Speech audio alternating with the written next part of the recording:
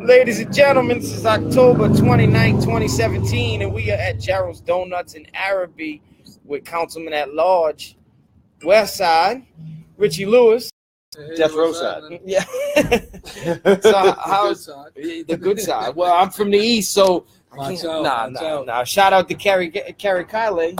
Me and her been friends. Well, known each other since we were young, man. So it's about time we come up the road. Came a long way, yeah. You always got me. Yeah, I got it going down there all the time. And the mosquitoes, they're not bad up here. They're getting better, man. They're getting better. That situation's getting better every day. Right. Well, I was gonna ask about that too, because I constantly get, complaints, mosquitoes, like every day. Where we at? I live in Plantation. Well, the reason they got so bad is you had the water up. It was I'll have to deal with that a little bit. The water was high. We had 4 or 5 inches of rain one day, and then within a week we had thunderstorm Nate. I won't call it a tropical storm. Yeah, Call it a thunderstorm. But it dropped another 5 or 6 inches of rain. So what you had was a hatch. Sitting water. The water came up. You had a hatch, and before they could spray that hatch, you had the thunderstorm and another hatch. A new hatch coming. So that's kind of why they like double bad. But the company, we got trucks coming from another parish helping us. Well, spray. yeah, I know that. I mean, they're not even in the big trucks. They're in like little S10s. It looks like these. Yeah, we got some other folks coming to help us spray. It's just hard to keep that under control. I know guys been on top of it. Yeah, it's tough. I mean, in like certain areas get it worse than others. The best spray we had was this cold weather. Right. Yeah. Knocked them out quick. See, when I was a kid, I remember the big trucks used to come through almost every night. Every night in my neighborhood, and then like my grandparents live in on Florissant, and they had property. The guy would actually go spray the whole property for us, go out the way and make runs, and you just, like that's what people are tying the mosquito problem to. It's like these big trucks used to be around. Where these trucks at? Well, I mean, that's when I was a kid. Used to have to run inside. Oh, the mosquito man, and you'd run home and go inside. Yeah. But technology and chemicals, all that stuff's changing over time. It's a lot safer.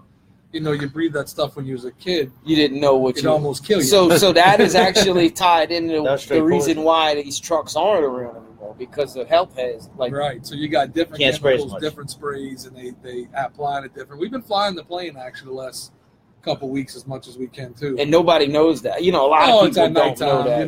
They don't know. They don't see the plane. They don't know they're making an effort, and it's a 2 to 3 hour span where they come out. Like they come out and they attack and then they disappear. All of a sudden, it's like you outside, you don't even realize that all of a sudden they're attacking you. You didn't even know they were coming, and then they dissipate. 9, 10 o'clock at night, you don't see it. It's definitely a tough situation for us right now. You can imagine the phone calls we get, and we get people upset. You just got to know we're doing the best we can. Yeah. We can't. It's mosquitoes. We don't breed them. Right. We don't like them just as much as anybody exactly. else. That's something. They were here long before we were here, so it is what it is. But besides that, we're at Gerald's Donuts in Araby. Everybody pass by, say what's up. We always go Saints first. So, I mean, dude, that's what, five straight, 0-2. A month ago, we were like, we didn't know what we thought this was going to be another terrible year. After 2 weeks, people were saying, Peyton's going to get fired. There's going to be a regime change after this because Drew Brees' contract up. Now everybody's. Oh, Tia's your sister? Tia's your sister? Tia is she's on? Yeah, she said, what up? Tia is my sister, my baby sister. Yeah, my son. My closest sibling. My son played with Chase baseball a couple of years ago. Yeah, she moved away from me though. Yeah, I think if you're watching, you still know I'm not too happy about it. So how's that volume? Good. It's good. I checked it a few times. Good. Let us know if you can't hear us, everybody. Yeah, I'll adjust. We'll fix it. But the next 2 games, they set up to win 7 straight. Like if this team's for real, 7 straight, bro. And Carolina losing. Well, today, Carolina won, but we needed Tampa Bay to lose. That was better, I think, for us. You think so? I mean, I didn't know. When a division game, it's like, what is this going to do for you? You would. So would Carolina, and what is the science behind that? If Carolina winning, because they're right on our tails, Tampa's what they about 2-5 right now or something? Atlanta win today? Atlanta did win. Did they beat the Jets at the end. Oh man, They did. That's a bad thing about going to the games because you never know what happens around the rest of the Come on, man. They got the little scoreboard up there. Yeah, it's hard to keep track with that. Well, what I noticed is like the fact that there's a balance. The team has huge balance. And like Breeze is not having to do it all. You know, you're starting to feel faith in your defense. You know what I'm saying? I mean, even though Chicago, they don't move the ball well, but the defense did what they had to do. After Ingram fumbled 2 times in the fourth quarter, which, look, I know it pissed a lot of people off, but when's the last time he had a significant fumble? With last season in the Chiefs game, I think. Yeah, some dude got on there saying we need to get rid of him after that. That's on the ridiculous. internet. I did see that. Dude, this is his best season. Richard West says he's watching from Augusta, Georgia. Yeah, I know Richard West. I'm trying to share this thing right now, right here. There you go. Yep. And what I look at, like, Ingram is playing at the highest level that he can actually play at. Now, I know it was fourth quarter, dude. You screwed up because you fumbled once in the fourth quarter, so you should be thinking, hold on to the ball. And the reason why he fumbled, from what I saw, he was fighting for that extra yard where it was just like, you don't have any more left, just go down, just get down. And the guy made a good play in Chicago. Right. But if you look at his legs, he was pushing. He was trying to push a pile. And at that time in the game, you don't want to take any chances. You know, like if anything he went wrong, that's where he screwed up. Right. That's my opinion. You know what I'm saying? What'd you think of that face mask call? What face mask call? But I guess that was a makeup for the catch, right? In the end zone. I mean, yeah, because he caught that ball. Yeah, I didn't see anything. He caught it. I didn't. Might have touched the ground in the rollover, I guess. Right. I don't know what the refs looked at, but yeah, if anybody lost big time, not only did they call it a drop pass, but their best tight end just ripped his knee in half. Yeah. Yeah, that sucks. That should have been. It looked good from where I was sitting. Like I was grabbing my legs when I watched it. You know, like I don't want to see that again. You know, it's like nails on the chalkboard. Well, we left at the end because Poncho brought me, and he caught a flat tire on the way to the game, and he drove from Elysian Fields all the way to 2 blocks away from the dome. No, not on the donut. He didn't. Just on the flat. Just on the flat. And he didn't have a spare oil jack, so he had to call Geico to come give us a tow. Somebody to come give us a tow. So y'all had to leave. So we had to leave early. We had to leave with the Bears comeback. Well, I tell you, you was at the game. What happened during the face? Like, what did the? I was gone already. Oh, you was the already face mask was gone. Yeah, that was on the Bears comeback. Well, they called it on what's 43? What's his name? The rookie. Oh, Lattimore. Lattimore. Oh, it was Lat. No, it was Lattimore. 43 might be. Well, yeah, but Williams, the rookie. He's a rookie. They called it on him, and then when everybody's looking for this face mask, and it just wasn't there, and then they said, oh, it had to be like the commentators were trying to like defend the referees in a sense because there was no face mask at all. Oh, it had to be Vaccaro. It had to be Vaccaro. And then you maybe it was. And I didn't see anything from him either. No, I mean maybe hands to the face, maybe, and that was pushing it. Face mask is a right.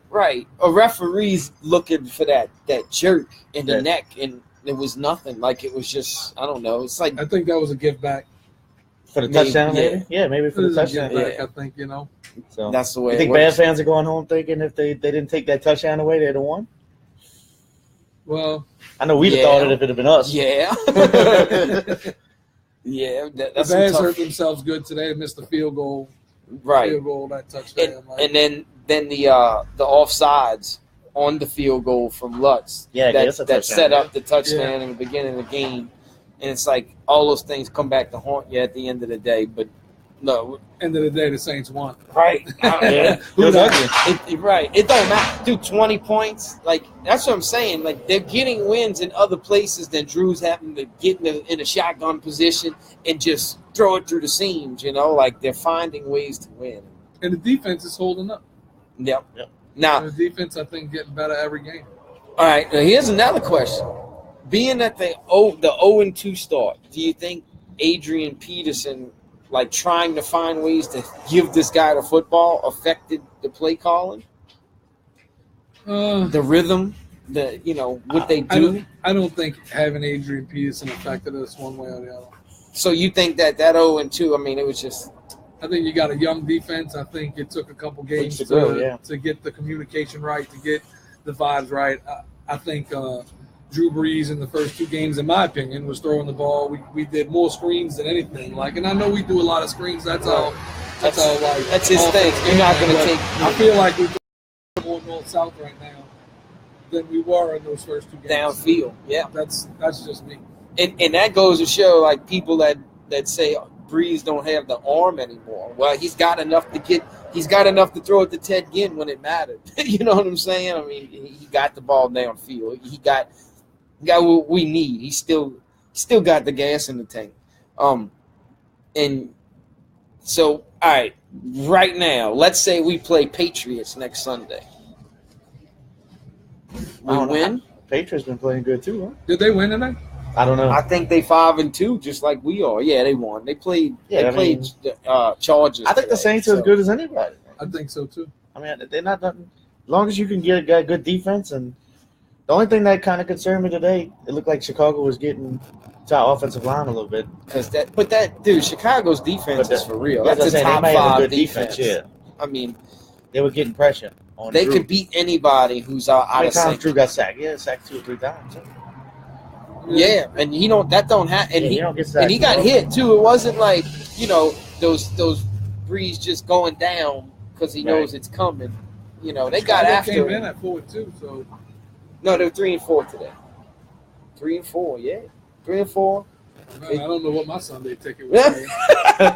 No, they were. I should have looked at it. Yeah, no, they were 3-4 today. That's 3-5, but they could beat anybody on any given day. I think. They just don't have it on offense. Hit us up with any questions, Councilman Lewis here. Right. We're going to delve into other things. One more, real quick. There's a good weekend for sports in New Orleans. The Pelicans, bro. Pelicans big win last night. I don't know if you watch basketball. I watch the Pelicans when I have time. Yeah. 82. It's tough to watch 82 of them. Right.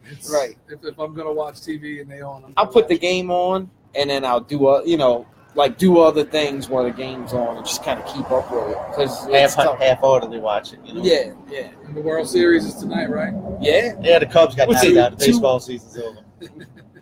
What's it, 2-1 right now? I know Tia's husband, Joey's a big Astros fan. Oh, man, don't start him up. Sorry about last night, buddy. He's the reason I'm a Cubs fan, believe it or not. Like, when they got together, he was a Cubs fan. And he wore that off on I hope they win. It's, I think it's the 2-2 Dodgers now, win. It's just another season in baseball. The Houston wins, then it's like, it's an underdog. I mean, nobody, right after Harvey, it's good for the city. Yeah, Richie West, I'm just going to tell you, I'm not really pulling for the Dodgers, brother. Sorry. That's like two National League teams in the World Series. Astros are a National League team. That's supposed to be an American League. When did they actually? It'd be like 5 years ago. Astros and Cubs used to be rivals. Well, so it's kind of good for baseball, Then you got 2 teams that play each other a whole lot, or did recently. When they don't play no more. Well, yeah. How does it work? American League. I don't know. I guess it's kind of like the NFL. They play a certain amount. Right. You obviously going to play your National League teams more than if you're in the National League, you're going to play. Bleep the Dodgers. Well, I'm looking at who's watching. We got Devin Hall from Walnut Grove, Mississippi, watching. Devin. I don't. Yeah, Devin. We hunt. Walnut Grove, and that's how I know Devin. What y'all hunt? Deer.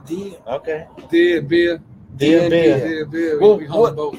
When it kicks off? It's bow season right now, all the way up until right before Thanksgiving. Oh, okay. And then Thanksgiving through when? Yeah, it's whatever you want then. Well, it's till when? When does it? Till end of January. Okay, I got you. End of January. They got a lot of bow hunting down here too. I don't know about down here. I mean, Plaquemines. Honestly, I've not really hunted down here. It's always been Mississippi. Well, I know. Bow hunting's big. I used to live in Idaho. Like that is huge up there. In the mountains. Yeah. It's big up. A lot of people, they hunt elk, stuff like that. I was supposed to go elk hunting this year. My trip got canceled. Dude, elk's delicious. Like elk's one of the best, wild meats I ever ate. It's a slow moving animal, so it's got fat. So it's not like the deer meat's delicious, but it's so lean that it can be tough. It's just a different. Well, it's how you process it. They mix they mix stuff in it to loosen it up. Yeah. Well, I had a friend, my neighbor went yesterday. They actually went deer hunt. They got a doe yesterday at Plaquemine. It's like so people are out. You know, there's hunting down here. They don't have the big bucks like they do in Mississippi. I think they do. You think so? I think they do have big bucks down here. It's like trying to find Bigfoot. Some say you right. Well, like I said, all right, Chris, be good. My family has land in Florissant, and you'll see every now and then you'll see one just run by, you know, like so they down there too. But hey, can I do anything for y'all? Y'all doing good? I guess I'll have another Bud Light. Put this one back if you don't mind. Just one or two. Give me one too. Why not? Coke and rum, hold of rum. That's and a good how one. Many Bud Lights y'all said? Just one each. Just one each. Yeah. Yes, ma'am. Thank you. Oh, you guys cook, right? Sorry, guys. It's okay. It's okay. That means we're getting treated good today on the podcast. So if y'all come to Gerald's, you get the same treatment. Lori said they have big ones. Seen one the other night. It's all how you handle your property and, you know, plant the right types of grass and feed them. Right, they're real sensitive. They're smart. Yeah. Oh, absolutely. Very smart. So I have never seen a buck down here. I had come home the last time I actually saw a deer. Just the joys of being outside. Hang on, guys. See, it adds. It's the natural element. Yep. The ambient. You can listen to the ambulance. Coming over. Parade over here, y'all. You gotta let them over. You gotta let them over. I don't know what that lady's doing. Sorry about that. It's all good. Well, the last time I saw one just randomly was about 6 a.m. in Ballard, right past Willie T. Smith. I was passing by, and one was in the middle of the road, jumping back and forth. It didn't know, like it got scared. Like a deer in headlights? Yeah, basically, right. He was and he ran in the ditch and waited for the cars to go by, and then took off back in the woods. Now I'm from Araby. I've been here over 30 years. I've never seen a deer. Just hanging out on St. Bernard Highway. Thank you. Yeah, I don't think you're gonna see a deer right here in Araby. You know what I'm saying? Hanging out in front of the donut shop. But I mean, this is right outside the woods. Like, I like donuts. Maybe. I don't know. The Dogo donuts. I know one thing we do have bad is the hogs. Like the hogs. They like donuts. Yeah, they like donuts. Everything. Ain't nothing they don't like, and they tear up the yard. They'll come out and tear. They come out at night. You know how they are. They come out at night, tear up everything, and then go back in the woods during the day, and you can't find them. A lot of people ask us for the old donuts to put in their hog traps. No shit. We get a lot of requests for that because we throw donuts away every day. Right. There's nothing you can do. At 4 o'clock in the morning, we clean out the showcase and reset it up with all fresh donuts. So all that stuff goes in the trash, and they want them for their home traps. Right. Well, the thing about Gerald's, when did you actually take over Gerald's? So Gerald's, when Katrina hit, it didn't get right before Katrina. Mr. Gerald's wife, because he passed in '99. His wife had it. Well, she sold it to Charlotte Avenue. He had it before Katrina. When Katrina hit, they didn't reopen it. Right. And a friend of mine, y'all might have heard of him, Ray Garofalo. Yeah. He bought what's he? He's a state representative. He bought the buildings, and he asked me if I wanted to reopen Gerald's Donuts. And that was in 2010 that we started talking about it. And so we decided to do it. We reopened in March of 2011. Right. And we opened here first in Araby, and then we opened in 2012. We opened the old location. The old one. I was in the middle of my first campaign. I had it was a real busy time, man. Mm-hmm. But we got that store open, and the people of St. Bernard Parish have been very good to us. Well, right. I mean, this is a St. Bernard treat. Like Gerald's is, Gerald's is like Rockies. Business venture? I've been in business all my life. That's what I'm saying. Where did you stay? He did. You were leasing out the building. There's some lights. You had the equipment rental place. Well, the tool rental. That's after Katrina. You're talking about post Katrina. Right. That's what I know. And then y'all opened the jungle after. Right? We opened the jungle. Yeah. See, I know Mike Caravella. And, Keith Calora. Yeah, I used to work for them, and they own that building over there. That's why I brought it up. But the jungle was the whole. A lot of sweat, a lot of tears. Oh yeah. Through that building. Yeah. It needs work. I just put it that way. It's really, you know that. It's really a good building, man. They can't get for some reason they just can't get it. I don't know what it is. Yep. Is it a hall now, or was it a hall at one time? Or? It was church. Huh? It was a bingo hall. Right when the bingo hall pre-Katrina, and then you was the first guy to actually take it. No. They had I don't know the name of the church, but there was it had all the volunteers after Katrina, and what they had set up in there in the back, they had looked like 1 million bunk beds, and they were giving out supplies there. It was a big recovery thing there right after Katrina. Oh, all right. And as that was fizzling down, that's when we came in. Yeah. And then you just pretty much went from the tool place, and then when that died down. What happened was the St. Bernard Parish government passed an ordinance that just about ran me out of business, because what they did is that's when they did the blood relative thing with the rentals. Oh, and they stopped all these investors from being down here, and they all took off. So that was who I was selling to. Yeah, right. Killed me. So we closed up, and the jungle was my wife's idea. It was a great idea. She wanted to do the jungle, and we did it. It worked. Do you think that blood relative thing really halted the growth down here after Katrina? I'm not going to talk about it. Listen, I'm going to tell you why. It's litigation. I got you. Stay off that. I already asked one question. They got me in trouble. No. I can't talk about stuff that's litigated or litigation. Right. Well, but I one thing that I look at is it is big to me, and it's it's like things for the kids, because that's when you don't have something to actively keep people busy and that's when the trouble starts, you know what I'm saying? And we didn't have a lot of things to do, so when I saw the jump, I mean, it was big, but I'll tell you, it's tough in that business.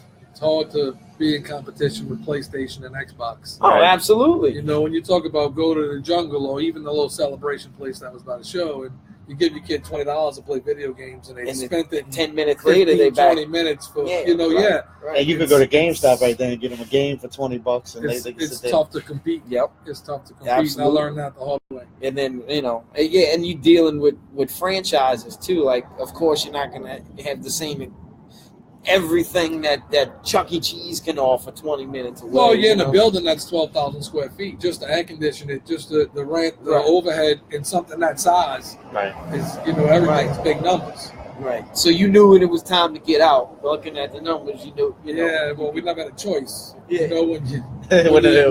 When you don't make money the first month, you can hold on for the second month, maybe the third month, but sooner or later, being smart in business is knowing when to open and knowing when to close. Absolutely.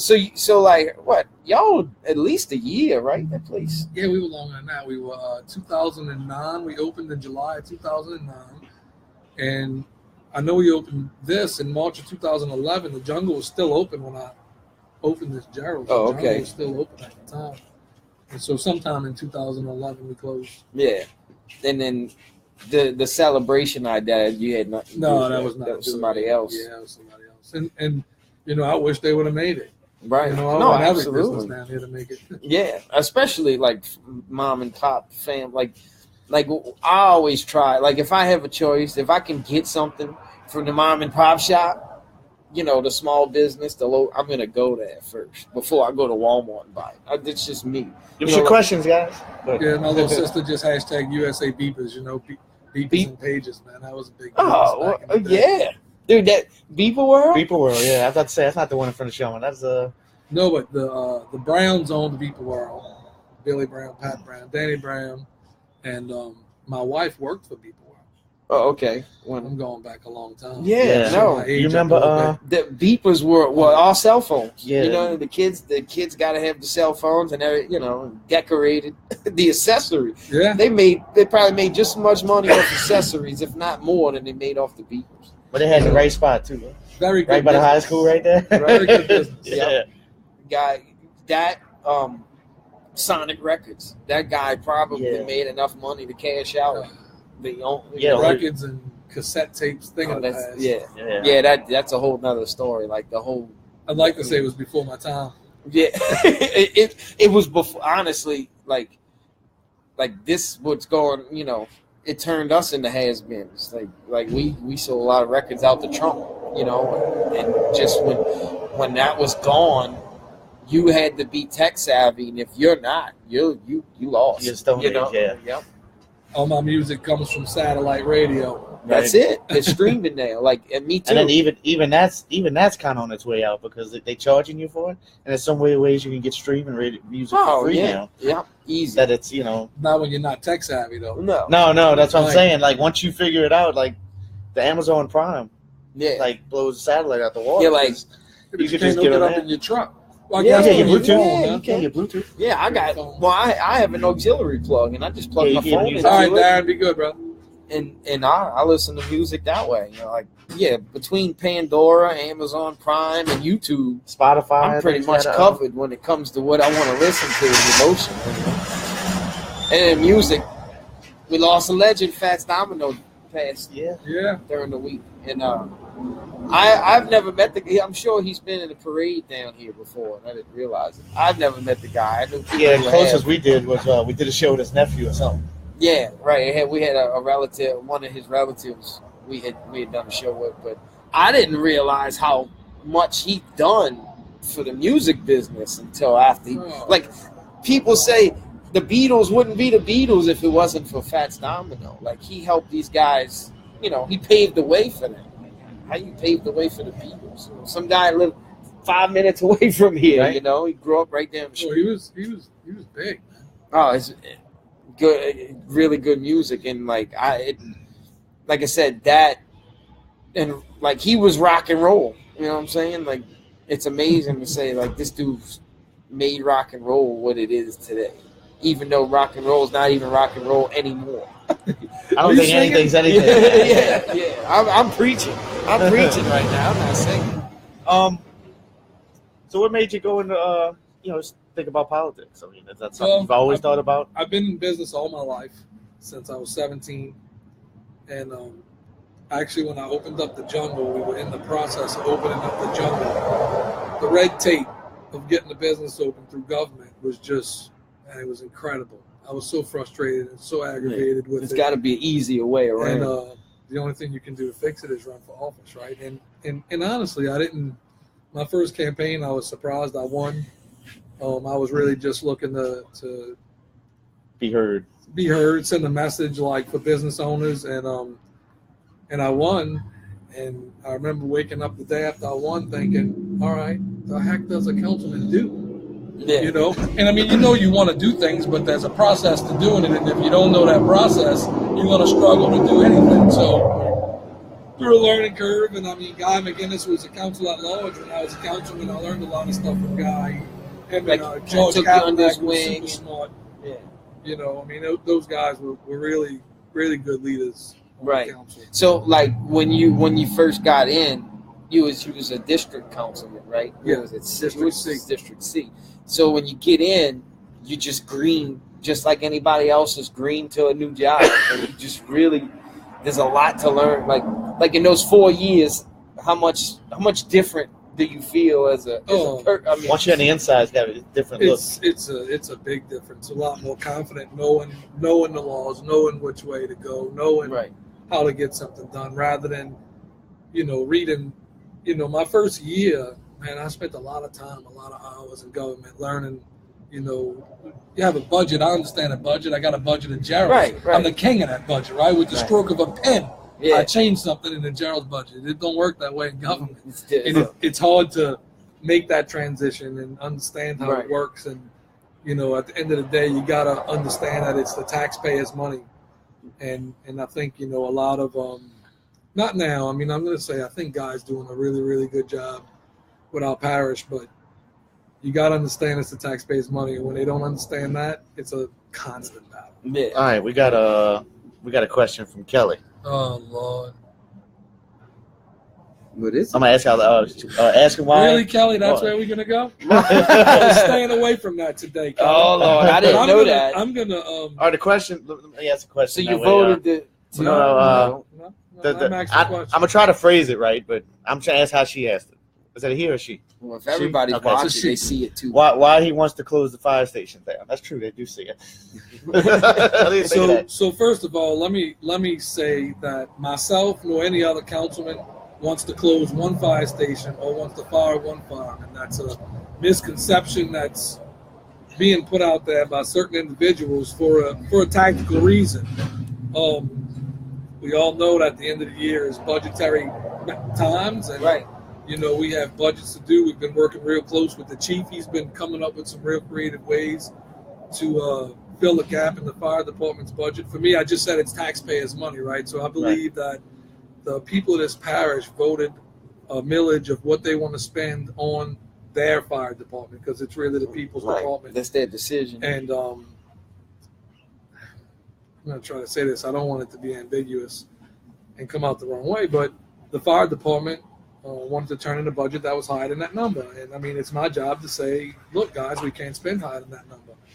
And that's kind of where we at in discussions. But I do want everybody to know that we are working together, the full council, along with the chief, along with President McGinnis, to come up with a way to some cost savings measures and some revenue producing measures to try to get the fire department's gap closed. But Kelly, nobody wants to close down fire stations. Nobody in government could be more proud of the fire department than me.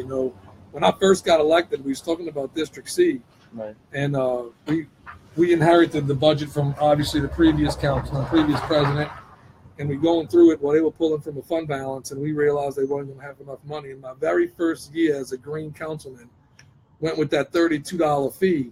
Y'all all know how big of a deal that was back then. That was one of the hardest meetings. To this day, it's one of the hardest meetings I ever been through. That's the water bill. That was to the water bill. I remember that. That was to keep fire stations and open how long, and to keep our fire department together. So are we still getting hit with that? No. It was a 2 month. It was a 2 month deal, and actually we made it through the end of the year and we refunded it to everybody. Right. Because we learned we didn't need it. I mean, understand that the council gets its information from the finance department. So when they feed us information, that's all we have. We don't create those numbers. You know what I mean? I know it's been like this for a while, but when you get stuff like millages and stuff to vote on, like statutes and stuff like that, whatever, it's a lot of it's difficult to read. The language it's harder to read the language of the actual millage. Say, for instance, that we going in to vote for. You got, pretty much a 100-word paragraph on something to say. If you say, okay, like you said, to keep the fire stations open, why wouldn't a millage, you go in a poll and the millage will say, vote for this millage to raise the fire department's money up to X amount of dollars? Well, the call, that's the call in the paragraph, and that's put together by a bond commission. We don't write that. Everybody thinks we write that. We don't write that.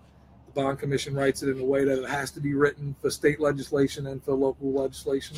Right. And I guess that's why it looks confusing. I know me and Kerry been trying to put out there when elections come, like on Facebook, here's a simple format. This is this, and this is what it means. Right. This is this, and this is what it means. Just for that reason. Right. Well, it happens all the way in Washington. Like, I don't. Yeah. I know you called me. I'm with them. I'll come get with you. Yeah. Y'all go ahead. I'm not even sure. I'm not even sure Congress in Washington knows the language of some of these bills, because when they rerun again or they run for president or something, they don't realize they voted against something. They got an app. They got an app called Countable. Right. And you can download that app, and it asks you who your legislators are, not locally, but in Washington. And in Washington, it marks them, and every time they vote on something, it emails the bill and how they voted. Okay. It's a pretty cool app, and anybody can get it. It's a free app, I believe. Have to look at it. I don't think that's directed towards us. I think that's towards each other. Oh, we love Kelly. We love Kelly. Kelly, look, the fire stations are going to stay open. Nobody wants them closed, but sometimes it's just you can't please everybody every time. In politics is sometimes things have to get a little worse before they get better, and sometimes people don't understand, and it looks like I guess the council or me, whatever, I don't know what Kelly's alluding to, wants to close fire stations because of the ordinance that was put on our agenda. But you got to know that no councilman put that ordinance on the agenda. That came straight from Fire Chief and President McGinnis. Worked that out, and actually that ordinance is more than likely going to die on Tuesday. Right. So I think everything stays like it is, and the chief's been really, really coming up with some creative ideas to keep fire stations open and keep his budget together, and we're all working together for that same goal. Well, so you ran for District C. Mm-hmm. We get back to, and your first years in office that you got in there. So District C is by Parish Road down there? Valero to Parish Road. So it's pretty much what they call Versailles now, that area. We call it Uptown Chalmette. Uptown Chalmette. Well, this is quality life up here. Right? No. Araby's good too. Oh, Gillis is doing a good job. One thing I noticed about you guys, look, this is the politics guy, Paul. I don't do much. I noticed you guys really kind of a close-knit fraternity. Like, I know Nate. I've been knowing Nate for a long time. And I don't know Gillis that well. But a few times I've met him. He's a nice guy. But how hard is it to deal with, like, because I know, I don't want to say foolishness, but, like, people will come in there with, like, these absurd requests every now and then. Well, there's laws and there's process for everything and anything you want to do. This council is very responsive to text messages, emails. Or like in the middle of the meeting, you'll see some of us looking at our phones. We have people emailing us or texting us right there on the spot, and we respond or try to respond at the meeting with whatever that request is. This council's very we all get along very well.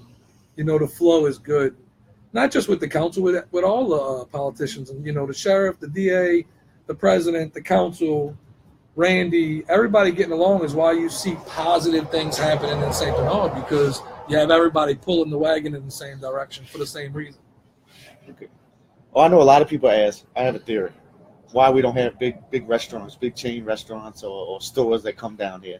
Is it because we're on the island and it's hard to get them guys to come down here? I'll tell you, I have my opinion. I don't have scientific data for you, but you don't go through St. Bernard to get That's my anywhere. opinion. There's no interstate. The business arena in St. Bernard is a very unique one because St. Bernard is your audience. Right. And you got to know that going in. You got to know what you are, and you got to do that well. We're a bedroom community to New Orleans. We've always been that, and we got to do that well, and we have been. You see the construction going up on these new houses. It's incredible. I'm going to put my jacket on. I'm about to get there, too. A little chilly. Would there be any possibility, like the one thing I thought of when I first met, I told him a while back, would anybody ever consider about stretching Parish Road over, get rid of the ferry and stretch it over to Algiers on the other side? That's and make an interstate out of that. I know it's not your decision. They had some discussion about it. I don't know how far it went up there at the Capitol, but I know they did discuss it.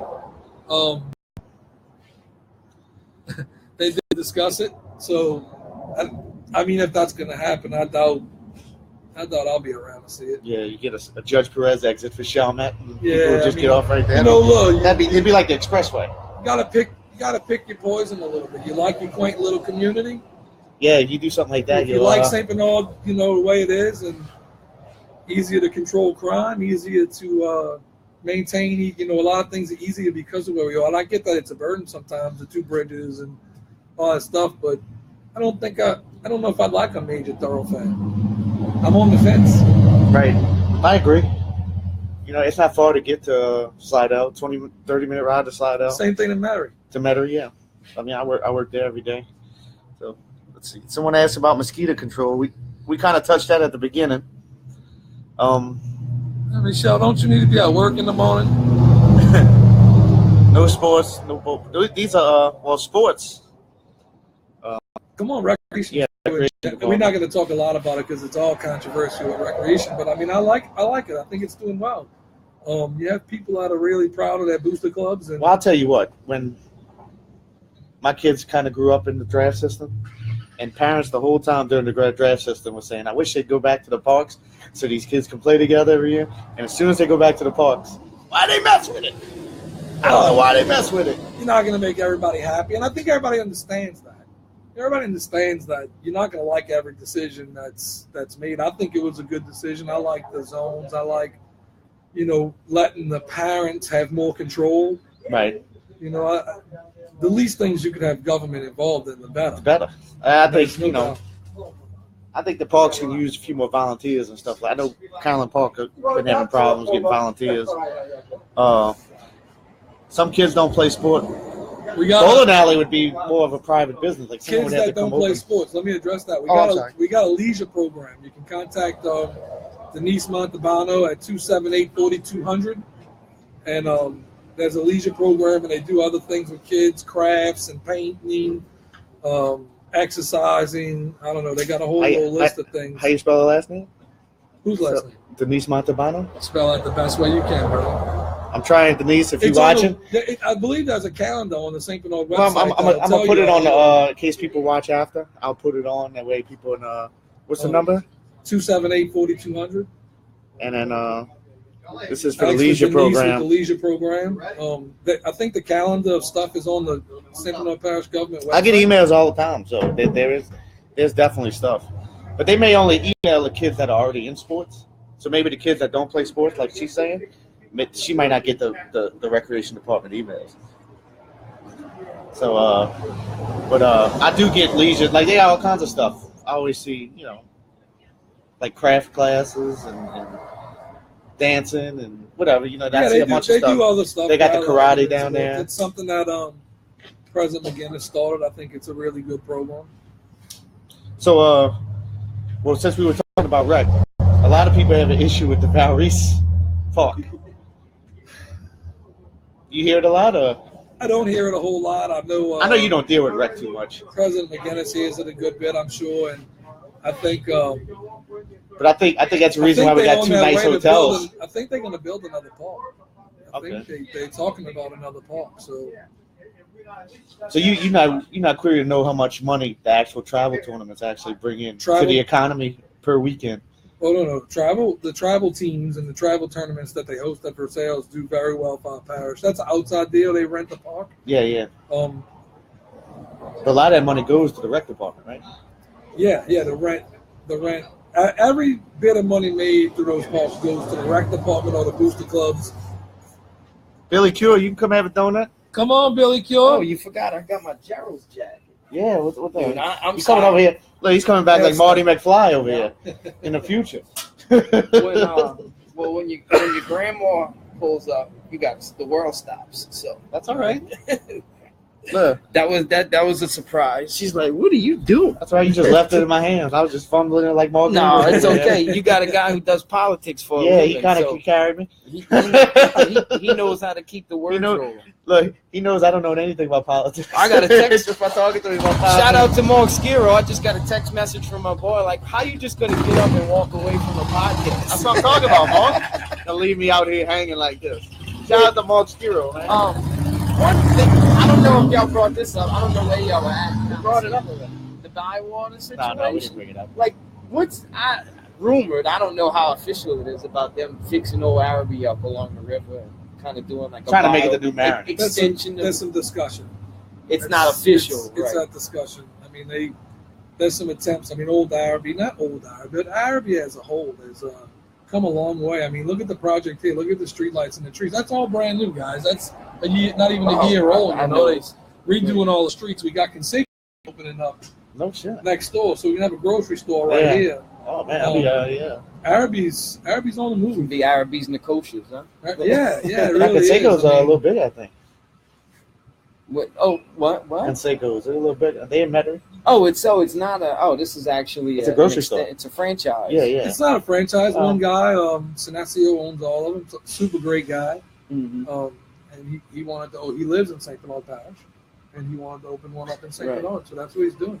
That's Paul Higgnz that walked away, Miss June. Yeah, my apologies. I'm sorry.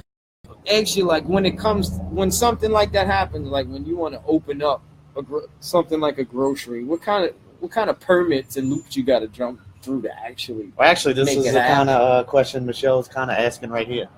How do these new businesses get approval? So first, Michelle, I'll get to kind of both of y'all's questions. Michelle, we live in America. And it's free enterprise. When you say get approved because we opened the K Jewelers instead of a Sector 6, we can't tell any company to open here or not to open here. You know, everybody complains about the dollar stores. Don't send a whole bunch of messages about it. But we can't. It's hard for us to tell a dollar store they can't open. There's laws that protect them, right? And that's what makes America what America is. Yeah. So, understanding that, you get a K Jewelers and you get businesses that you might not feel like you need. We got a whole bunch of nail shops, a whole bunch of ballrooms. You know what I mean? But they're all supported, so they do well, and that's what our tax base is. And the process to open a business. You find the location, you make sure it's zoned properly for the business you want. You go down to community development. Fund it. And, you got to have your own funding. Yeah, you got to have funding. Right. Government's not in business. We That's don't right. open businesses. And you go down to community development, and the girls in there, they're super friendly. They'll help you out and walk, tell you which way to go. Right. So, and if you ever go to open a business and get jammed up, you can call me. I'll give you a hand. There you go. Things being there is business friendly. And this is a question why I'm thinking this too. Is does government come into play with market competition? Like, for instance, you want to open a Gerald's, but there's a Waffle House across the street, kind of thing. Do they would they not permit someone because of something like that? Like I said, no, if they free market. He just said, McDonald's, Burger King, Wendy's, they all open right up in on the same top of each spot. other. But that's franchise. But there's a theory behind why they do that.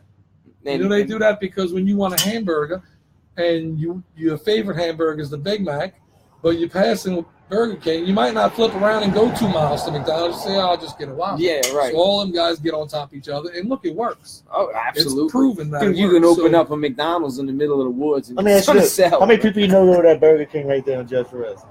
And it's been open forever. Yeah, and they stay open. I don't know how they stay open. I don't know how they got 100. I don't know anybody that shops stores, Right. Yeah. Right. Look at the donut stores in St. Bernard Parish. We got more donut stores in St. Bernard Parish. And then they open in Dunkin'. You know how upset my old lady was when she saw that Dunkin' Donuts was like, I got a donut shop. That's what we need. She's. But Dunkin's not really in the donut business. They're more in the coffee. They're in the coffee business. They like the Starbucks now. They go hand in hand, I guess. Their donuts, they franchise. Their donuts are frozen process. They're not in the donut business. They're in the coffee business. And they're going to do. You're not losing any sleep over Dunkin' Donuts. I said earlier, St. Bernard is a unique business arena. And, Hardee's learned that the hard way. And, Brewster's didn't miss a lick, right? Mm-hmm. And so we a very unique place, and St. Bernard people support St. Bernard people. Right. It's kind of similar to Old Metairie, the way a lot of mom and pops restaurants and stores stay open. We at Gerald's, all our seafood comes from the East. It don't come from Cisco. It doesn't come from China. It comes from the East. Mm-hmm. Anything we can buy locally, we buy locally. Right. Of course, you want to look for the best prices, But sometimes, we use Domino sugar, exclusively Domino sugar here at Gerald's. Now, no doubt I can go get cheaper sugar. Yeah. Right? I can buy cheaper sugar. There's sugar that comes out of Mexico that's cheap as it gets. But it's about being local. It's about half my friends work at Domino's, and you know what I mean? So scratch each other's backs. Yeah, exactly. You try to buy everything local. When he opens up next door, I think we're going to buy all our ground meat straight from the grocery store next door. And y'all could probably get most of my stuff from over there. It helps him. It helps me. Right. And that's it. Like saying, I always try to keep it in house. Like, I always try to buy something from a local owner. Like for instance. Poydras Hardware, which is right in front of my neighborhood. I'm going there first before I go in. If I need something along those lines, I'm going to see if he's got it before I go to Home Depot. You know what I'm saying? And if he don't, then I'll go. But that's just the mind frame. That's a small town mind frame. But we need everybody to have that mind frame. Right. $1 supposed to hit your community 7 times before it leaves. And being that the owner close, like there's certain times that I go to him, so he'll just if I want to buy an air filter and it's $3 and I pull out the card because I'm we scratch each other because he knows I'm good for it. It's just he's got a good little business then. Oh yeah, especially like after Katrina when there was nothing. All he had to do was pretty much sweep the floor and open back up, and they did good, They cater to the fishermen. Like, everybody has to pass there to go to to get to their boat. Or Julie said Chris is the best. Oh, see? Shout out to Chris. And he shit, he put. I don't know if you've ever been. I don't know how much you're familiar with way down. Like Florissant, area like Dixie Well. I mean, he pretty much took everything from them. You know what I'm saying? He took the whole business. Like even we lived down the street from Dixie Well, my grandparents, and we skipped over him and went to Chris because he was good for it. You know what I mean? So, but like June said, Chris is the best. Right? He is. He's on top of it. And Michelle's pushing for Gerald's and Metairie. And so you going to go work in Metairie every day? They can use it because most of the donuts that get brought to my work in Metairie come from here. Right. And one of the interesting things I want to bring up when we're talking about the whole Bywater thing is like he lives up here. Like his property value skyrocketed because of what they rocketed. I'm sorry, because of what happened. With Bywater actually. That's a combination of things that's making your property value go up. So the economy itself. The economy, but you got some. We've gone through some very creative ways to distribute some lots throughout Arabi, and you got a few builders that are building homes, and they're building some upscale, nice homes in Arabi, and that's also bringing the price up, which is helping everybody. Right. They've been doing an amazing job. Like we had a friend, as soon as he found out how much the value went up, he just put a lot for sale. The sale sign got out of Dodge. We don't even know where he's at. We haven't seen him since. Yeah. So I mean but different strokes for different folks in that. Down here, so right. It didn't matter to him as much as it mattered to people. I grew up in Carolyn Park, so that's my name. I was a Bowman Brave. Oh man. Yeah, well, they were pretty good. Bowman was pretty good. Bowman Brave when I was a kid. This is probably a dumb. Oh, here's a question that it could be a dumb question. What? You're gonna ask him? Well, I'm gonna ask him that. First, I want to find out where does the West start? Shalona. Shalona's the break on East and West. Oh wow, I didn't know it was that far. Everybody up. Thinks it's Parish Road, but it's Shalona. I thought it was further down than that. It goes by population, and it can change. It can change. It goes by population, but you're two at-large council members. I mean, we both take the whole parish. Not do stuff in the East. Right. See, y'all work. West. We cross together. Lines. We don't look at a line. It's just the label. It's not actually. It's just the label. If somebody calls me from the East, I'm not going to say, "Oh, well, you got to call Carrie or you got to call Monty." Right. Or whatever. I'm gonna take you and I'm gonna go get with them. Right. And you know what I mean? Pass it off. So. Yeah. Carrie, you next. Yeah. She's on there? No. Maybe be able to get that worked out. If we got the West one, we got to have the East one. Yeah. What's the second question? Where does Down the Road start? Where does Down the Road start for the Violet Canal, man? Oh man, the Violet Canal down is down the road. That's the way that's my answer. But I mean, I guess when you're in St. Bernard Parish, you talk about Down Road, up the road. We don't want to place in pretty much all down the road that says that kind of stuff. Yeah. But I mean, if I'm standing at Home Depot and you ask me, where Hoffers is at, I'm going to say it's down the road. Right. Down the road. Right. You got to go down the road. So, but it's a direction, That's a direction, but it's actually a location. But when you say I'm from down the road, I'm thinking you're below the Violet Canal. Right, and we ask everybody that, and everybody's got a different answer. like we got the Grove of Trees. We got one, which was probably the most educated one I heard, was Story Park, because of Chalmette High School and St. Bernard High School. Where it broke off from back in the day. Yeah, everybody that went to St. Bernard was from Story Park down, and they hung out together. Vice versa. If you went to Chalmette High, even though you lived a street over from the line, you hung out with the Chalmette people. So all right, here we go. Right. We'll get a little question here. Richie, Peter wants to know when the last time you went fishing and where's your favorite spot? So I used to go fishing a lot. Man, before Katrina, I used to fish all the time on the Breton Sound, and I used to like to go through Half Moon Pass and fish back up in there, Stump Lagoon. I haven't been fishing probably in a few months. Last time I went fishing, I think it was with Casey Keefe on his boat, and I don't know, that guy took me all over, man. We was all in the Biloxi Marsh. We went all over the place. Oh, wow. Wow. From that, My favorite spot is just in the water. Like I really just don't anywhere you can just relax and wherever the fish wherever they bite. That's the right. A bad day. They don't even need a bite. A good day of work. And, yep.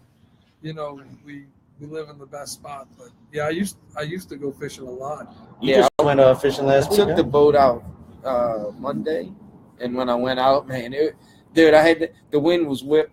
It was whipping hard out the north, and I just wanted to go. Like, I didn't care. I just wanted to go. And I took my son with me. I promised him we were going on a boat. He's a 2-year-old. He knows boat, though. It's in the front yard.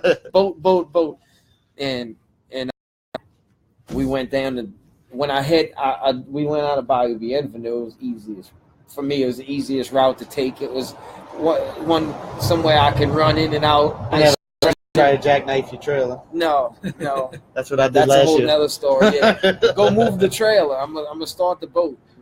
He's not too educated when it comes to pulling trailers. So. But man, it was. They were biting, but the locks were closed because the water was high. So I just kind of stayed in front of the locks and messed around, you know. I don't know how to work this thing. But you see all my friends on Facebook are killing the redfish right now. The trout, like it's that time of year. Like today would have been a nice day to go. The breeze was blowing a little bit in the morning, but it wasn't that bad. My buddy Jeff already went last night. He said he limmed it up. Yep. So I'm going Wednesday is my next trip. And he goes out of Violet Canal. I guess I should have said the best spot was like Bayou Avenue, right in the west. Yeah, right. Yep. Y'all need anything? I guess give me. Let's see. Wait, that's I'll take another. No, I'm good. I'm good. Yeah, go ahead. For a minute. We good. That's what we do. That's why it's podcast. You can just get up. Just take a break. Yeah. You can get up and talk to your parents. Richie's taking 5, y'all. Hit him with y'all questions when he comes back. So Pelicans, bro. Oh, we gonna talk Pelicans? Yeah, we might as well because we didn't really get into. How about them Pelicans, everybody? Y'all watching the Pelicans yet? That's my team.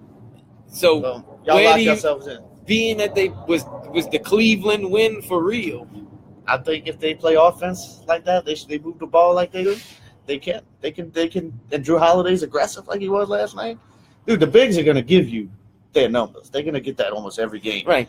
Do you think can they play with that same energy when they play Orlando next week? Hey, Orlando's 4-1, man. I know, but are they gonna treat like they wanted to beat LeBron last night? Like Richie's coming back. If everybody just joined us, he went to Twinkle, and I deserve a twinkle when he comes back. But like, do you think that was just them giving 110% in Cleveland, just looking just?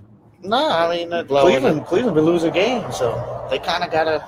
I knew they were going to struggle. Light a fire under their ass. Right. You know? I think they were going to struggle this year by losing Kyrie. Dude, that's a death blow. Like, Dwayne Wade now is not Kyrie Irving now. So, what? I'm just reading. Michelle said he would leave on my comment. Forgot to hook it to the boat. That's funny. That sounds like something I would do. That's something he would do. That was similar. Michelle, what was your comment? He's coming back in a second. We threw the anchor over with this clown with 5 feet of water, and he took the whole rope and just chucked it over. I had to dive in, put my snorkel on. I had to leave the steering wheel to go get the hooks to get it back. But for me, back to the Yardbirds.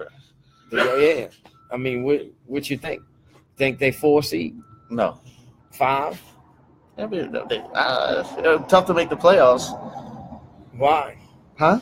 Well, why? I mean, I know it's stacked, tough, but if they can play like that, I mean, like even the game they lost to Golden State, the guards aren't going to hit them shots like that every night. You know, that's what you're basing it on. So you got to hope the guards. We don't know. I mean, it's an 82-game season. That's right. That's what I'm saying. The 1 in 82. Right. So we'll see what happens. It's tough. I don't. Shout out to Ashton, man. Ashton's watching. What's up, Lopez? So, back to it. Is there any like future projects that we don't know about?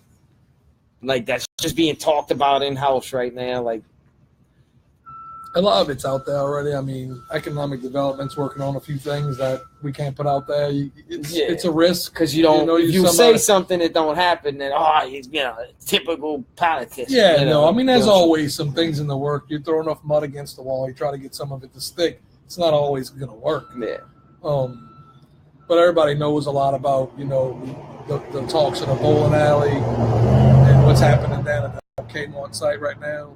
Obviously, you got Tractor Supply, Taco Bell, Right. off-track betting. There's the bowling alley is in the works. I don't know where they're at in the process. I don't think they So started. they building another OTB down the road? They're building another OTB down the road. Oh, right. Yeah. Can't have enough horse bet down betting there. ballrooms, gas stations. Long my Uncle and Gregory, fast my Uncle food Timmy's restaurants. around, man. We gotta have the OTVs up. Yeah. Well, the Tractor Supply place is like big for me. You know, we got a bunch of land that we take care of and got tractors. So we got a local guy down the road, right? Yeah. We got a local guy that sells. I mean, he doesn't sell as much as Tractor Supply. Right. There's only Just make sure you keep supporting him. Yeah. Oh, absolutely. Like I go whenever I call Shelman Bicycle. Honestly, that's who I go to first because they can order. They pretty much order anything you want. You need belts, whatever, blades, whatever, little things. But we are, and it's actually more convenient that way because my bad. This Tractor Supply. This is a franchise that's opening up? The Tractor Supply, it's a franchise? Tractor Supply is a franchise. They have Tractor Supplies all over in Mississippi. Right. Oh, okay. All right. So that's one. They the Walmart of tractors then, pretty much. What you got? I'm reading Michelle Manuel. Yeah, she was.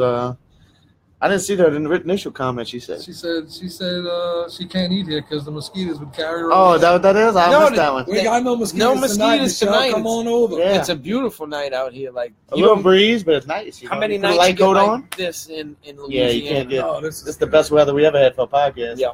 I should have brought my little fire. Better than that time we did. At your house in the backyard. Yeah. Those are mosquito nights. Enjoy it while it lasts, because tomorrow and the next day I think it's supposed to warm up. like this. We got Halloween. Halloween's Tuesday. Make sure everybody's safe. Be careful. Yeah. So do y'all make any kind of days like that? Do y'all have anything to do with it? Like, yeah, I have a party at my house. Besides, talking about government, y'all don't do anything. No, I mean the government. They did the trick or trunk at the park, and that was pretty much the government's Halloween. Right. Yeah. But I mean, putting plans in place because they know they have people riding the street. It's more about the sheriff's office. Oh, the sheriff's office. The sheriff's office does a good job. They'll have extra deputies out. Right. Well, I'm a South Lake guy, obviously. That's pretty much where we go every year. I'll do the Lexington thing, but Landry Court. My mom lives around the corner, so yeah. Right small as one circle. Yeah, one circle. Right. Go say hi to the sheriff and then head home. Well, we were kids. Every neighborhood, you didn't have to leave your neighborhood. Now you gotta go to location, And I grew up in Cypress Gardens before Lexington was even. I mean, I remember them cutting Dubuchel Street. Right. But when you was able to trick or treat on your street, everybody Plantation was a nice spot to trick or treat. I mean, unless you live way down the road, and there is, people even trick or treat down there. You know what I'm saying? You walk a football field to a house, but it's all concentrated. I think South Lake. Yeah, there's a big crowd. Yes, Lexington always. Jumonville, Palmisano. Landry Court actually has. Landry Court does okay. All the upscale neighborhoods is where everybody goes, and they make a big deal, which I think it's actually a better experience because everybody's in one place, and it's obviously easier to control too. I would think because everybody's in one place, and the police don't have to patrol entire the whole parish. Yeah, but I don't think they have a whole lot of problems for the most part. For Halloween, I don't think it's a big problematic holiday. I think kids are different these days than when we were kids. Yeah, they got phones to shove their faces in. Yeah, right. They out of trouble. Yeah, it's too busy taking pictures and causing trouble. Well, one of the things too, I remember they'd have a haunted house in every neighborhood. You can't do that. It's kind of regulated. They had one at the Slander's Museum this weekend. The Key Club, Shelman High Key Club did one this weekend. Right, I went yesterday. I went both days. My daughter was actually in it. Oh, okay. Wow. You talk about where was she? She was one of the little crazy girls in the cage. Oh, okay, yeah. I remember that day. That was where you go past the clowns and you run into yeah. Dude, I wanted to bring it up. They did a really good job for being limited to one house. I mean, when I look at it, and you might look at things the same. I mean, you're an entrepreneur. I just look at that land and see what's going. There's so much potential I think they do plan on growing and expanding on what they did. Well, they won't let them use the other two houses. No, but you know how they had that little section set up in the back with the Viz Queen and the That's my thought. the Viz Queen in the back with the bodies. Like, they can expand that way. They can. Right.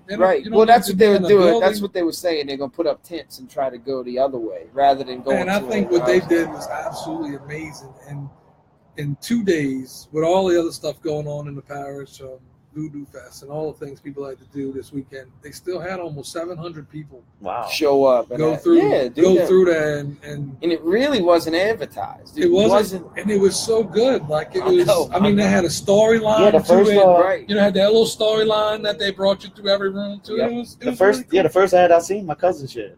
And she shared it. I know that was like, it don't look bad, you know. I mean, it was just small. It wasn't.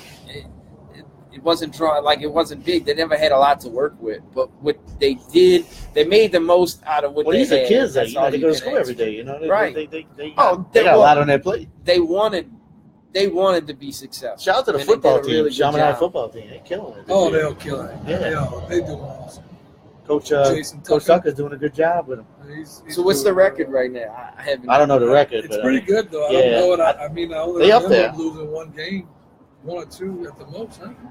All right, Patrick Couture wants Mardi Gras Day question. So come on. I follow this page here. That I think my aunt's in it. So what's up, Pat?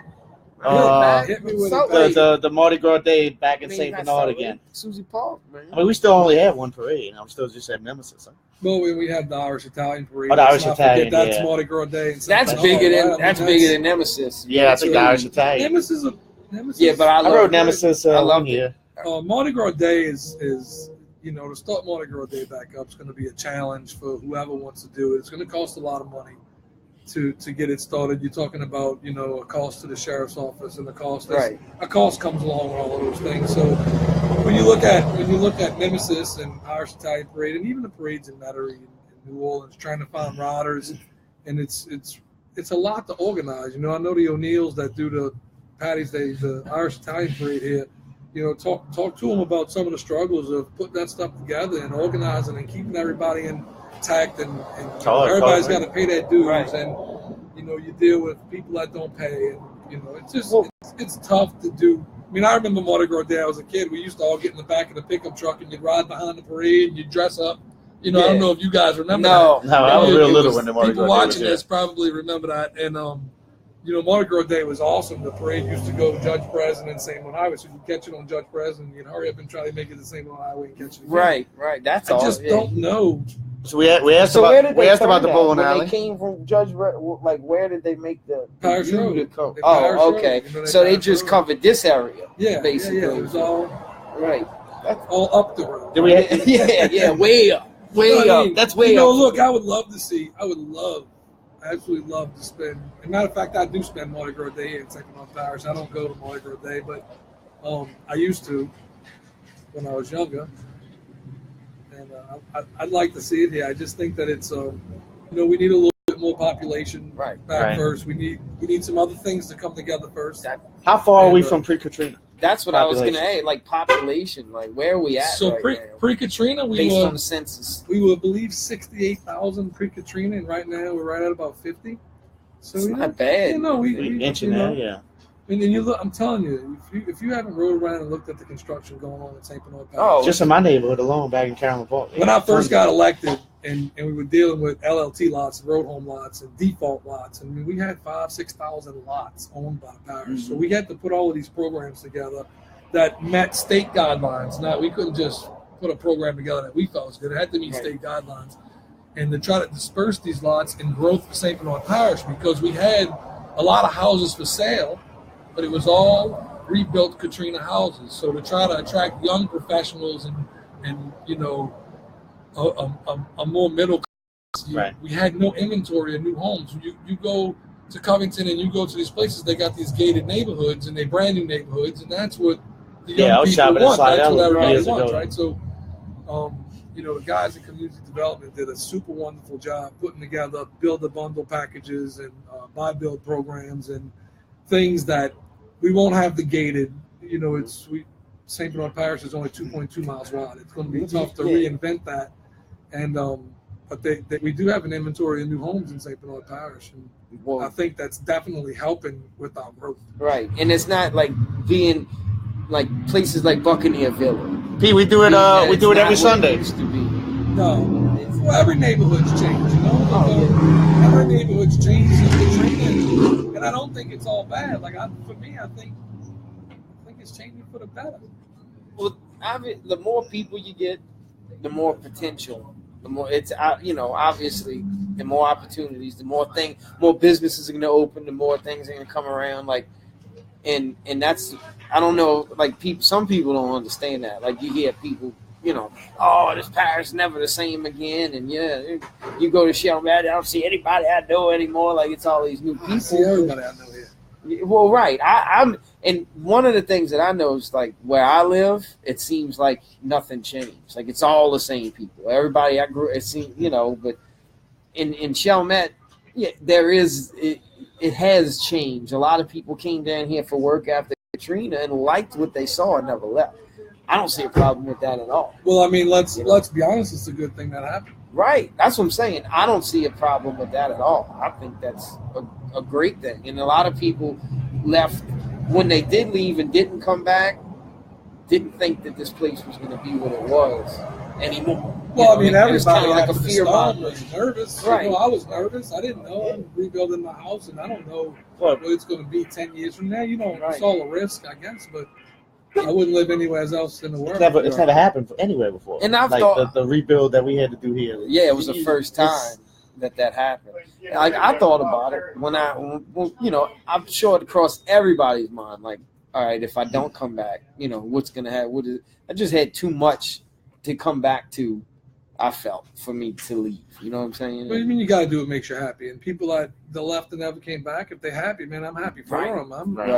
I just be happy. Right, and that's what that's another thing too. Is like people don't leave because they fear of the outside world and they don't know what kind of opportunities they have. Whether they come, like if you don't give it a shot. But, I mean, I don't know. I just knew I had too much to come back to, and that's why I stayed. And I don't.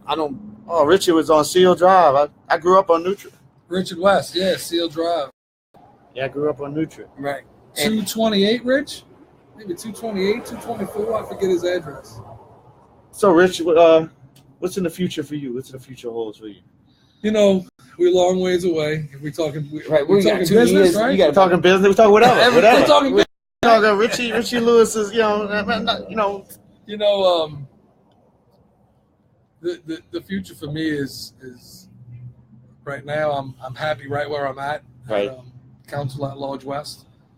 And I think as long as everybody's doing a good job in the seats they're in, I would love to leave it that way, for as long as we could. And we're way too far away from anything else to even talk about. Think about that right now. 5 years, where were you 5 years ago? And, where you're going in the next 5 years. You don't know where your life takes you, so it's hard to talk past that. And politics, I'll leave it like that. We're looking to expand Gerald's. If you want to talk about business, we talk business. We're gonna show the outside world Gerald's. You told us what you were planning on doing here. I know everybody can't see. Opening outside. You gonna open one? Where you going? We got some sites that we like in Metairie right now, and so Michelle was right. Michelle works here, right? So she's got a little inside. She's got the inside info. I just exposed you, Michelle. Sorry. But we looking to open up a couple of them in Metairie, and expanding. We're going to be building a building behind this one in Araby. We're going to be putting a building back there and opening up a couple more businesses. I'll leave it like that for now. Okay. So who knows? Who knows where I'm going in politics and business and. Well, one thing I did notice in the last year is a lot of development, a lot of construct, a lot of new buildings going on. A lot going on. I mean, there's a lots. More. I don't know. I can't the new. There's probably about 5 or 6 new sites being worked on just on Judge Perez alone. Well, we got a lot of things, a lot of really, really good things happening. You got They're fixing to start construction on the bike trail on the Mississippi River levee. Yes, right. So where is that gonna? What is the boundaries of that? Where's it's gonna start in? I want to say Miro, right next to Valero, right at where Valero say would start on the eastern side, and it's gonna go up like another way up in. A little west of that, maybe around Munster. Okay. Somewhere's around Munster up in there. It's gonna start. They're trying to get permission to go through the refinery to connect to Parmesano because we got that. Well, we got that bike path that's on connecting Val Reese all the way to past Goody Snowballs, right? Yeah. And then right now we're working on a bike trail for the 40 Orbit levee. That's hopefully going to stretch the whole parish. That's awesome. So those things are going to bring growth around it. Those things are going to be good. I like that kind of idea. I mean, that's just over here, like they have all the marketplace over here and wherever. They always got stuff going on. Right. It's some of the greatest places in Parish people never see, and that bike trail is going to open up. Man, I don't know if you ever been on the 40 Open levee. Go, just man, it's so beautiful up there in the afternoon with the sunset. It's crazy beautiful. That's why I fit. That's why fishing and not catching. Nobody knows that's happening back there, and. We're gonna try to open that up so our residents can enjoy it. Peter's wondering about the St. Bernard Highway road construction. Poncho asked me about the same thing today. So Peter, they're working on it though. That's what they've been working on it for a year and a half. Come on. Right. I mean, I don't see make him. Me start I got work on. I'm just speaking up. I don't know how long it's been going on for, but I know it's frustrating project I've seen since I've been elected. So they've been they just kind of nitpicking at it. From what I understand, it's a state highway. It's a state project. We can only complain just like everybody else. Right. Like we can send resolutions. We can do what we want, but they don't have to. So we're not. They must be getting paid by the hour. This is a state. From the way I understand it, the contractor that was started it and is, I guess, finishing it. Thanks, Pat. Was doing some other work in some other municipalities, and his deadline. These guys have a deadline, and they have it per day. After your deadline, it's $500 a day till you finish. Well, his other project was like $5,000 a day. So of course he's not going to worry about this. He's going to worry about that. They just move along real nice. I had a discussion about the. What I was going to say, they've been working on it as of recently. I'm always on. Railroad track splits, right? You got one contractor that did from the railroad tracks to the barracks and one that did from the railroad tracks to Parish Road. This one has moved along nicely up here. It's just a different contractor. It's all it boils down to. Both state contracts, both. But it looks like they're moving. Hopefully they can get done. Yeah, recently been working on it. It's been a mess, and Pete, I can tell you, I've been just as frustrated as everybody else through that process. I mean, it's horrible. Well, it seems like I felt like it wasn't 10, 15 years ago they had just redone these highways. 10, 15 years ago, the truck traffic right. Highway. So that's what I was going to get at. What's the turnaround? Like, how often do you have to Probably 15. Every 15. Like, it has to be done. All them trucks. This is the port. We got the port, associated terminals. A lot going on St. Bernard Highway. The refineries. So Parish Road, St. Bernard Highway. Right. Well, it's going to catch the majority of that truck traffic. Domino's Sugar. Heat probably has something to do with it too. The heat everywhere, but I think you might know a spot like I do, and this one spot on St. Bernard Highway drives me nuts right there. It's right by Sizeball, in between Carcraft and Sizeball. The pothole that they fill it in, and it seems like it just cracks the next week. It's just the truck traffic, Valero. Yeah. Just right there. Big trucks just hit it, big trucks. Crack it. Like a soft spot in the ground, possibly, dude, it's and that's state Louisiana DOTD that, we got to call to fix that. All our red lights are regulated by that. Right. Just like people call that you got to call and tell them to come do it, and they just put you in. Maybe 1 week we can put you in the list with everybody else. We can get Ray Garofalo to be on your podcast. Yeah. State legislation, right? Right. Yeah, we'll get Ray on. Just drill him, huh? Just drill him. No cross-examination. I'm Chris Moore said Mike's Electric Supply. Thanks to Parish for all the support. Good addition to our parish, man. It's a good business. Them guys do a good job. Oh yeah, they opened up. That was post Katrina too. Yeah, but they stayed. I mean, they really got a good follow on that. They are. That's good.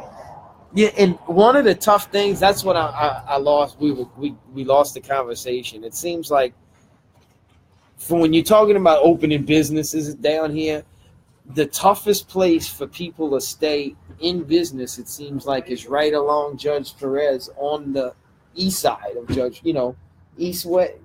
Like it seems like there's so much turnaround. Business opens for 6 months and closes. Like they don't get. Right, you're still here. I'm still here, bro.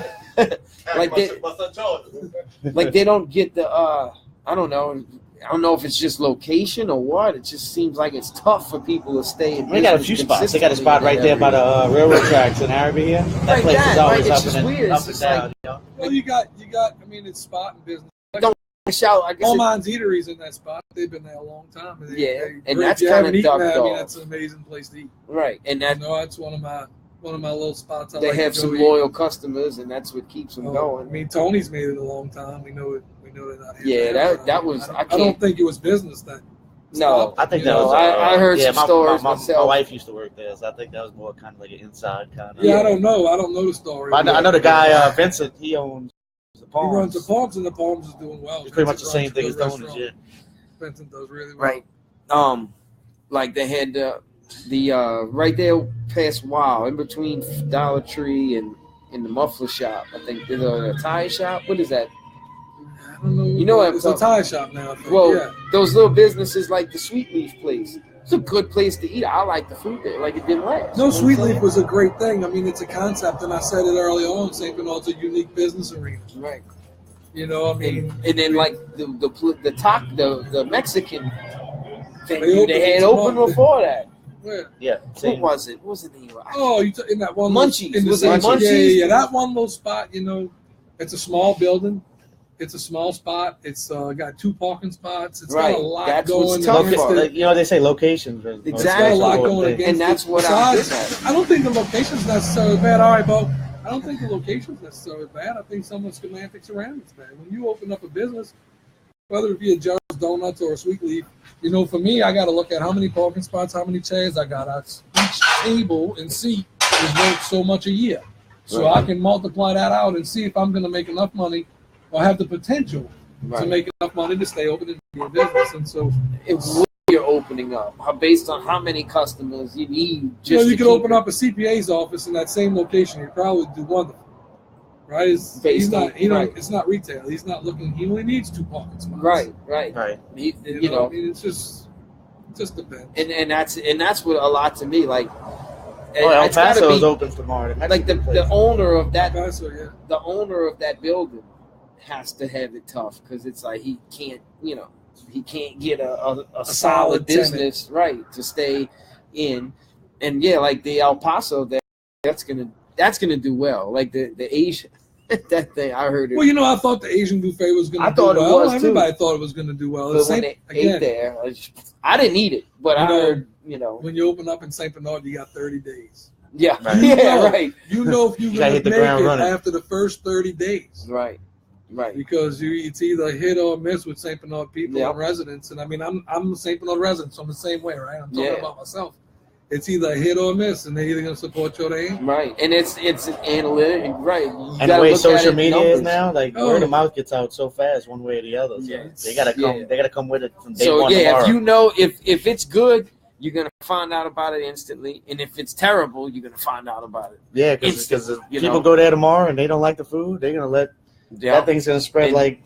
Well, that was one of the reasons why I didn't go. Chicken pot. I don't ever go. Whenever a business opens, like you take the Tom Fitzmaurice route. I wait a year. I wait until the crowd dies down. And Tom Fitzmaurice says he waits a year before he goes to a new restaurant. I don't blame him. I mean, it's just that way they get their recipe down, and that's a smart. Yeah. Well, he's a genius. He's a food expert, guy. Yeah. Thomas Fitzmaurice. Did you bring your questions? Everybody's a food guy. No, I didn't bring. You didn't bring your 10. No, you don't have your opinions. No, I didn't. That's what I was telling you. No. Can you go off the cliff, or you don't know anything that we did? No.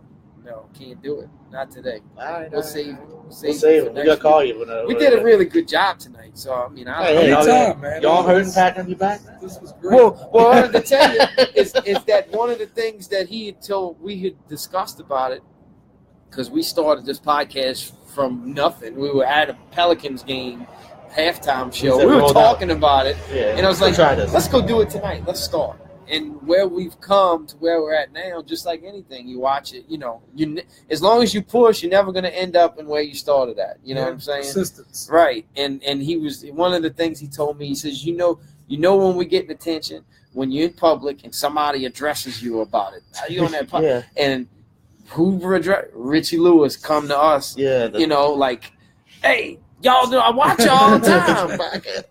I want to do one. Cool. And that's a token to us. Like, that's a sign of gratitude towards us. Like, okay, we're doing something right, And podcast is great for getting information out. Right. And y'all got a good little following. I know it might not always be live, but a lot of people watch it. Right. A lot more people than you think. And that's one of the things I told him is like, you know what? We get this thing growing.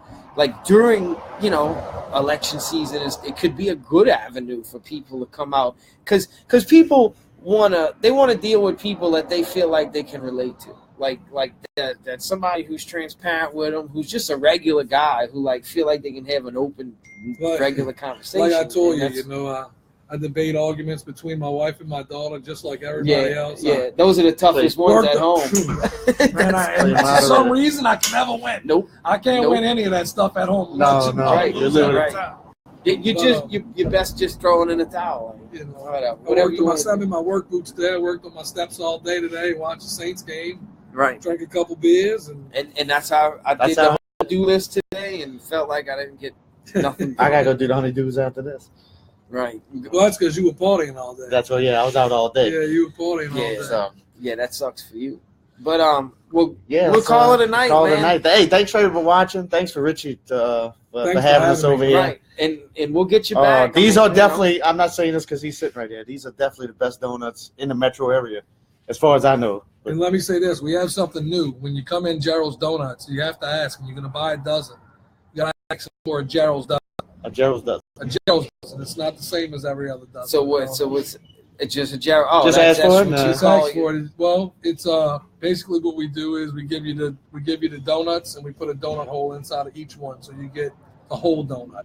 Oh, that's awesome! That's awesome. That was same price. Idea. It's no more expensive than it always was. So if you made it this far into the podcast, remember, come ask for a Gerald's donut. Get a Gerald's dozen. Gerald's dozen, yes. And so extra dad what he wants. I'll bring it to him.